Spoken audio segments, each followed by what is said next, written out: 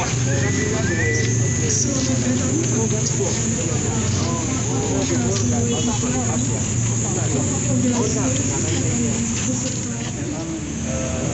kalah dengan rumah sakit swasta yang ada di sini. Kita punya tenaga ahli dan punya Dr. Yusuf Mawali. Yang kami hormati Kabid Propam Polda Sulawesi Selatan, Kombes Pol Agung. Rencangan pertama untuk pembangunan gedung Rumah Sakit Bayangkara perkantoran 2 lantai dengan nilai anggaran sebanyak 5,3 miliar.